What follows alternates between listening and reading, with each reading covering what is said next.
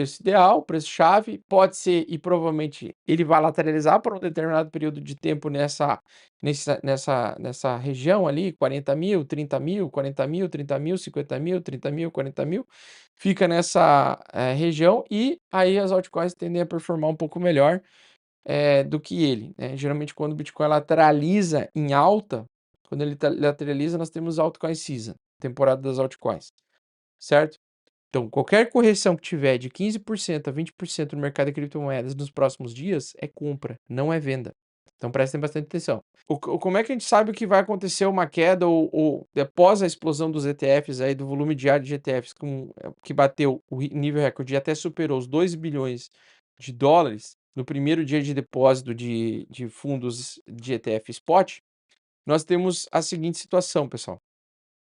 O preço atual do Bitcoin, ele é considerado, pelo mercado, um preço justo, tá? Então o preço atual do Bitcoin, ele é um preço justo, é um preço bom para estar comprado, né, $46.000, assim por diante. O preço de que quando ele começa a ficar um pouco mais agressivo, né, o preço agressivo hoje seria os $76.000. E o preço de topo, supostamente, o sobrecomprado, seria o valor de $124.000, tá? Baseado no quê? Baseado nas médias dos ciclos dos movimentos anteriores, né? Lembrando que se Bitcoin sai de $40.000 e vai para $125.000, você percebe que você não consegue triplicar, quintuplicar o teu capital, né, como acontece com várias altcoins. Por quê? Porque o tamanho do mercado do Bitcoin, a cada vez que nós temos um novo ciclo forte alta, um novo bull market, ele leva até um certo limite, até um certo ponto. Hoje nós estamos no ponto de preço ideal. Nessa região roxa, nessa região de preço ideal, nos ciclos passados a gente ficou um período de tempo, né, com o preço costurando essa média aí, né, essa média roxa, né, o preço vai para 45, vai para 60, volta para 45, vai para 60, volta para 45, então fica naquela lateralidade, tá. Se ele cair, o preço ideal ali é 30.000, o preço que ele está considerado subvalorizado seria $30.000, né, $30.000, e o ideal $20.000, que seria o fundo do topo anterior, do ciclo passado, né, do topo lá do ciclo de 2017, aliás, não de 2021, o de 2017. Ele estaria numa região de subvalorizado. Pois bem, então nós temos agora aqui o preço do Bitcoin a um preço ideal, preço-chave, pode ser e provavelmente ele vai lateralizar por um determinado período de tempo nessa região ali, 40.000, 30.000, 40.000, 30.000, 50.000, 30.000, 40.000, fica nessa região e aí as altcoins tendem a performar um pouco melhor do que ele, né? Geralmente quando o Bitcoin lateraliza em alta, quando ele lateraliza nós temos altcoin season, temporada das altcoins, certo? Só que vai chegar um momento que ele vai, explodir de novo, né, então a gente não sabe quando que ele vai explodir, se ele vai explodir até metade desse ano, se ele vai explodir durante o ano inteiro, se ele vai continuar explodindo, se ele vai parar por um determinado momento, mas lembre-se, o mercado anda em ondas. Então é muito comum a gente ver algumas oportunidades dessa acontecendo. E a grande questão que eu acho que vai trancar um pouco o Bitcoin em lateralização é o excesso de alavancagem, tá? O excesso de alavancagem, pessoal, percebam que quando o Open Interest é a quantidade de contratos futuros em aberto que estão para ser liquidados no momento que o mercado está muito otimista, está muito super otimista, né? Então nós temos aqui, mesmo com a queda recente, deixa eu só entrar aqui na conta do CryptoQuant, porque eu não sei o que caiu. Eh, Mesmo com a quantidade recente de busca de liquidez que dá aquela queda bruta, né, para tirar um pouco dar uma vazão um pouco para o excesso de liquidez em contratos futuros, nós já estamos voltando acima de novo de 10 bi. Toda vez que estamos acima de 10 bilhões de open interest, de contratos futuros em aberto, ou de dólares em contratos futuros abertos, ou seja, existe um excesso de alavancagem. Isso falando historicamente. O Bitcoin, por exemplo, no mercados futuros nunca superou os 16 bilhões aqui, ó, 16 bilhões e 500 milhões de dólares. Quando ele chegou nesse ponto, ele fez topo, tá? Então ele chegou aqui a primeira vez em 15 bi, né? 15 bilhões, ele formou um primeiro topo. Quando ele voltou e chegou a 16 bi e meio, ele formou topo, busca de liquidez, né. Então o que acontece? Acima de 10, o que que eu diria para os amigos? Não opere alavancado, tá. Quem tá falando é uma pessoa experiente em se fuder com o mercado de futuros. Experiência pessoal de sofrer, de me dar bem temporariamente, de sofrer, me fuder, perder, ter insônia com o mercado de futuros. Eu digo para vocês, isso aqui é um termômetro. Não faça alavancagem no momento em que nós estamos vivendo, pois estamos acima dos 10 bi em tamanho de contratos futuros em aberto, tá. Por quê? Porque a gente tem a expectativa dele vir buscar essa liquidez e vai provocar lateralidade no mercado, tá. Vai provocar lateralidade no mercado. Então, assim, cuidado. Ó, eu tô avisando. Quem tá alavancado aí, achando que é alta infinita, entrou na Binance hoje, tocou Ethereum lá dentro, botou alavancado, vai sentar na graxa, porque o mercado vai te liquidar, vai te expulsar, vai tomar o seu dinheiro das suas mãos, você vai perder o sono, tranquilidade, num bull market. O último bull market que tivemos em 2021, no final do bull market eu perguntei quantas em dezembro, né, depois que eu comentei que a gente perdeu a tendência semanal de alta. Uma vez que tu perde a tendência semanal de alta, o mercado ele tende a uma reversão. Eu pedi assim, ó, pessoal do chat, admita aí quem não conseguiu dobrar o capital no último bull market, né, nesse bull market de 2021. Fiz essa pergunta. A grande maioria das pessoas não ganha dinheiro em bull market porque não fazem o simples. O simples é comprar narrativa e ficar segurando. Deu outra semana, entrou mais dinheiro, pega lá, compra as mesmas narrativas, as mesmas apostas e aporta mais. Vai aumentando a mão, vai aumentando a mão, vai comprando aqueles tokens ativos que você acredita que vai subir e vai se valorizar. A maioria, 90% das pessoas no último bull market não ganhou dinheiro, não dobrou o capital, ganhou pouco dinheiro.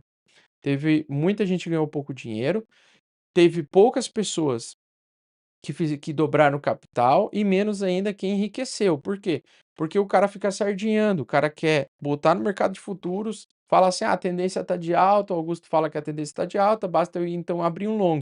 Se tu não sabe fazer um long com gerenciamento correto, você vai ser liquidado, tá? Você vai, tô avisando. Não adianta botar stop loss com 15% abaixo do preço atual, você vai ser liquidado. Botou stop loss, liquidation price abaixo de 15%, com 15%, ou seja, logo de cara você vai ter que admitir que se errar você vai perder 15% de loss, botando stop loss. Se você for liquidado, você vai perder 50% do capital, talvez todo ele se você colocou a mão inteira. Então, não dá para fazer merda. O mercado de futuros ele é muito perigoso com essas coisas, né? E o excesso de apostadores de alta faz com que você toma no cu. Certo? O mercado não se importa de cair 50% num dia e voltar a subir 100% no mesmo dia só para te liquidar. O mercado não se importa de fazer isso. Então, no momento em que e provavelmente vai acontecer, por quê? Que no último bull market, né, o excesso de alavancagem ele ia ganhando novos recordes, certo? Então é possível que a gente veja pela primeira vez superar 20 milhões de dólares em contratos futuros, 30 milhões, 40 milhões, 50 milhões. Chega uma hora que o mercado ele não aceita mais, não tem é a mesma coisa do que encher um pneu, né, você vai enchendo o pneu, enchendo liquidez, enchendo liquidez, enchendo liquidez, uma hora o mercado ele não consegue comportar a quantidade de liquidez necessária para fazer os vencimentos dos contratos. E aí o mercado dá uma estourada. Então, assim, o momento que dá essa estourada é apavorante, toma muito cuidado com isso, tá? Bom, então assim, e quanto mais o mercado vai subindo semana após semana, mais vontade dá do cara ir fazendo alavancagem. Aí o cara ganha um pouco de dinheiro nas primeiras operações alavancadas, ganha um pouco na segunda, depois vral, perde 50% numa alavancada só, porque entrou com excesso de liquidez, excesso de confiança, gera ganância, né? Excesso de ganância gera ações merdas, né? Fazer merda com o dinheiro, tá? Bom, então nós temos aí vários indicadores, né, de a média de 2 anos então rompendo, já rompeu aí recentemente em novembro a média de 2 anos, entrada de alta forte, né.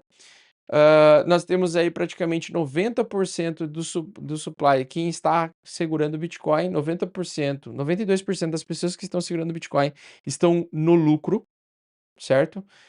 E o normal num bull market é 100% quem está em hold de Bitcoin estar no lucro, ou seja, quando supera o topo anterior, que é o que estamos prestes a ver acontecer, né? Falta pouco para a gente atingir os $68.000 e provavelmente a gente vai, ao longo desse ano, testar esses 68.000 pelo menos, possivelmente até romper para 75, que é aquela resistência otimista, né, que a gente viu no gráfico ali, e alta forte, certo?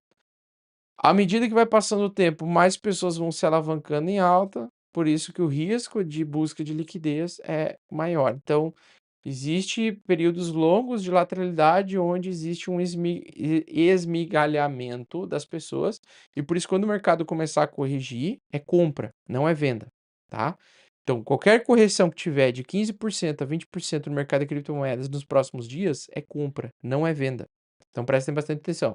Repetindo, qualquer queda de 15 a 20% ou mais nos próximos dias e próximas semanas é compra. Por quê? Porque vai ser um long squeeze, vai ser uma remoção do excesso de alavancadores de alta, né. Tem muita gente apostando em alta. Vai acontecer vários long squeezes ao longo do ano. Por quê? Porque o contexto é de bull market, médias apontando para cima. Toda grande correção, toda busca de média é compra. Buscou média 8 semanal, é compra. Buscou média 21 semanal, é compra. Buscou média 14 semanal, compra. Buscou média 56 semanal, é compra também, tá?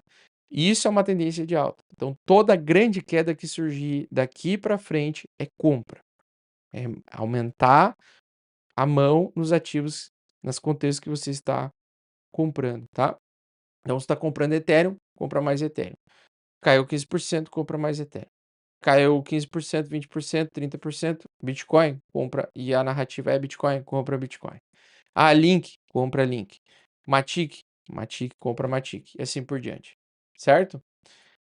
Então, assim, esse primeiro semestre desse ano é bem forte, está bem forte para que o Bitcoin, para que o Ethereum performe bem, certo?